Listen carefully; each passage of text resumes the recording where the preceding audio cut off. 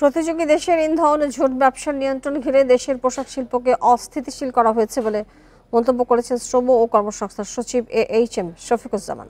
এ নিয়ে আলোচনা করতে চট্টগ্রাম থেকে আমাদের সঙ্গে যোগ দিচ্ছেন বিজিএমইএ এর সাবেক প্রথম সহসভাপতি এরশাদুল্লাহ এবং রাজধানীর মিরপুর থেকে আছেন বাংলাদেশ গার্মেন্টস শ্রমিক ঐক্য পরিষদের সাধারণ সম্পাদক তৌহিদুর রহমান।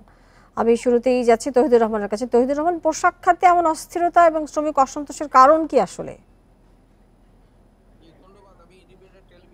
ধন্যবাদ জানাচ্ছি আমাকে এই মানে এই আজকের এই লাইভে সংযুক্ত করার জন্য। আমি মনে করি যে পোশাক শিল্পে এই মুহূর্তে আমাদের কোনো সাংগঠনিক কোনো দাবি দাওয়া নেই এবং আমরা দৃঢ় কণ্ঠে বলতে পারি অন্তর্বর্তীকালীন সরকারকে এই দেশের শ্রমিক সমাজ এই মুহূর্তে সহযোগিতা করতে প্রস্তুত।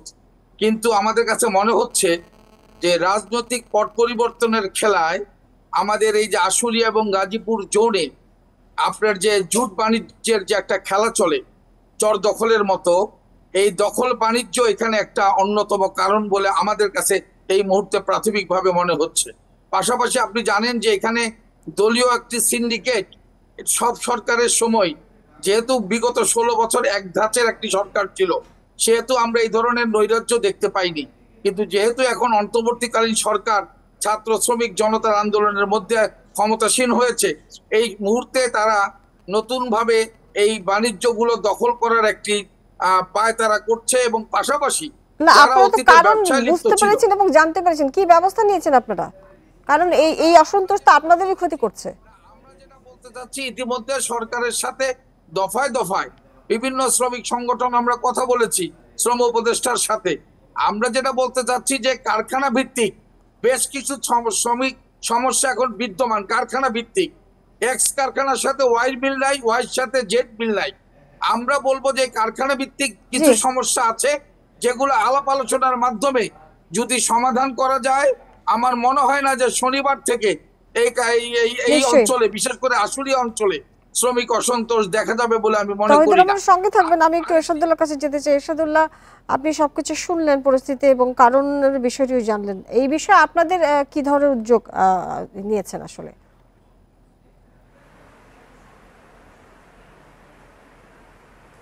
বা কি উদ্যোগ নেওয়া উচিত বলে আপনি মনে করেন? এরশাদুল্লাহ, আপনি আমাকে শুনতে পাচ্ছেন?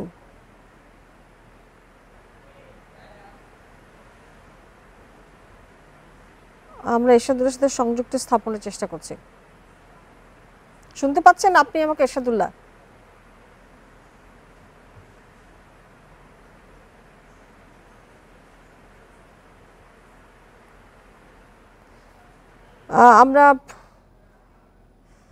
আমরা এরশাদুল্লাহর সাথে সংযুক্ত স্থাপনের চেষ্টা করছি। তিনি যুক্ত হলে নিশ্চয়ই আমরা আবারও তার কাছে যাব। আমি আবারও যেতে চাই তৌহিদুর রহমানের কাছে। তৌহিদুর রহমান, যেটি আপনার কাছে জানতে চেয়েছিলাম যে আপনি বলছেন যে সমাধান যদি আলোচনার মাধ্যমে সমাধান হয় তবেই আসলে সমাধান সম্ভব। তাহলে শনিবারের কথা আপনি বলছেন, তাহলে সমাধানের জন্য আপনারা আসলে কি ধরনের ব্যবস্থা নিয়েছেন? আপনারা যোগাযোগ করেছেন কিনা এবং বিষয়গুলো যেহেতু আপনারা বুঝতে পেরেছেন যে কোন ধরনের ষড়যন্ত্র চলছে, সেই বিষয়ে আপনারা কি উদ্যোগ নিয়েছেন?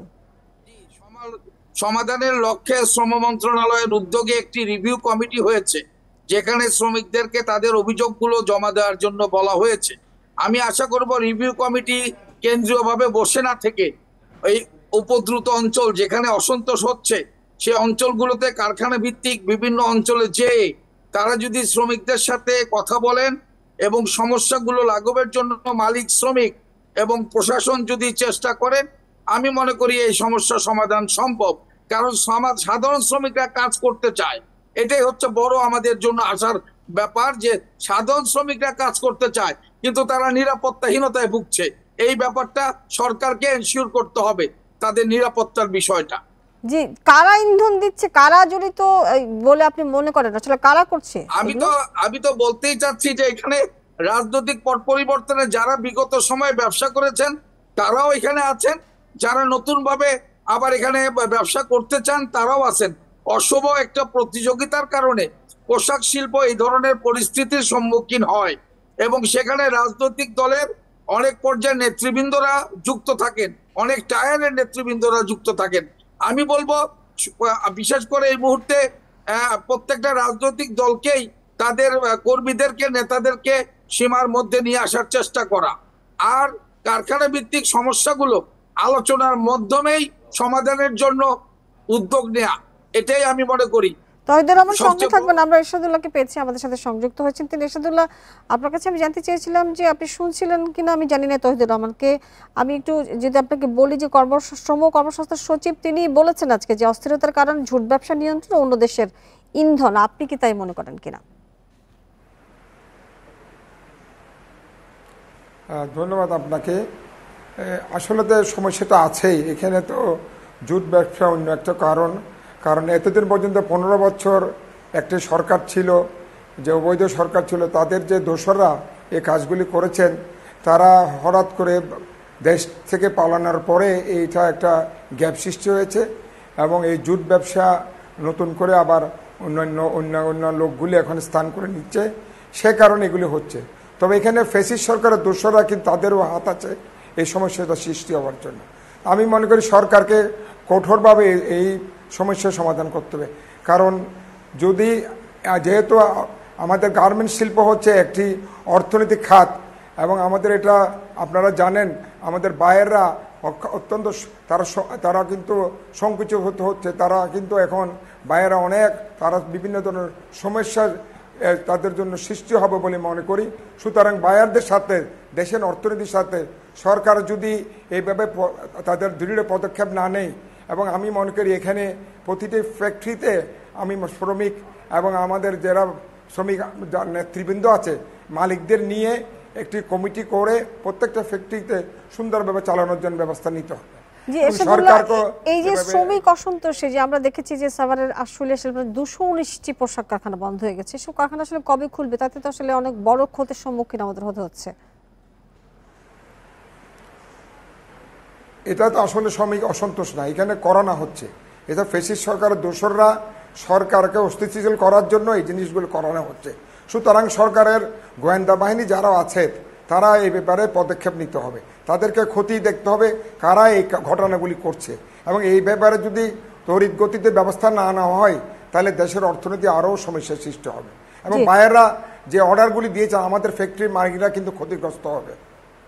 জি, সঙ্গে থাকবেন। আমি তহিদুর রহমানের কাছে ছোট্ট করে জানতে চাই যে শ্রমিক সংগঠনগুলো আসলে কি করছে, যেহেতু আরেকটি গ্রুপ এখানে আসলে ইন্ধন যোগাচ্ছে সেটা স্পষ্ট, তাহলে আপনাদেরকে এখানে করণীয় কিছু নেই? কারা করছে সেটা তো বের করে ফেলা খুব সহজ। জি ধন্যবাদ। আমরা স্পষ্ট ভাষায় বলতে চাই যে আমরা আমাদের দায়িত্ব, আমরা এই সরকার এবং এই শিল্পটাকে বাঁচানোর জন্য আমরা আমাদের সাধ্যমতো আমরা সর্বাত্মক চেষ্টা চালাচ্ছি। আমরা আমাদের শ্রমিকদেরকে বোঝানোর চেষ্টা করতেছি, আমরা তাদেরকে মেসেজ দিচ্ছি, আমরা বার্তা দিচ্ছি। এখন ঘটনা হচ্ছে যখন একটা কারখানা বহিরাগত দ্বারা আক্রান্ত হয় তখন কারখানার শিল্প মালিক তার সহায় সম্পদ এবং শ্রমিকদের জানের নিরাপত্তার জন্য ছুটি দিতে বাধ্য হন। সেক্ষেত্রে বলবো আইন শৃঙ্খলা বাহিনী যে 16 বছরের যে দুর্বলতা, এক পেশে চলার কারণে যে দুর্বলতা সৃষ্টি হয়েছে, আমি বলবো আইন শৃঙ্খলা বাহিনীকে দুর্বলতা কাটিয়ে উঠে এই ধরনের অপশক্তির বিরুদ্ধে কঠোর ব্যবস্থা গ্রহণ করলে ছাত্র শ্রমিক জনতা শিল্পের মালিকরা এবং এরশাদুল্লাহ আসলে যেই ষড়যন্ত্রের কথা আপনারা বলছেন তারা এখন ক্ষমতা নেই, তারপরে তাদের ইন্ধনে যখন এরকম অসুবিধা হচ্ছে সেগুলোকে নিশ্চয়ই সরকার প্রাধান্য দেবেন এবং আপনাদের মধ্যে আসলে সমঝোতা এবং সমন্বয় প্রয়োজন, না হয়তো আসলে সমাধান হবে না। অনেক ধন্যবাদ আপনাদের দুজনকে আমাদের সাথে যুক্ত হয়ে বেশি কথা বলার জন্য।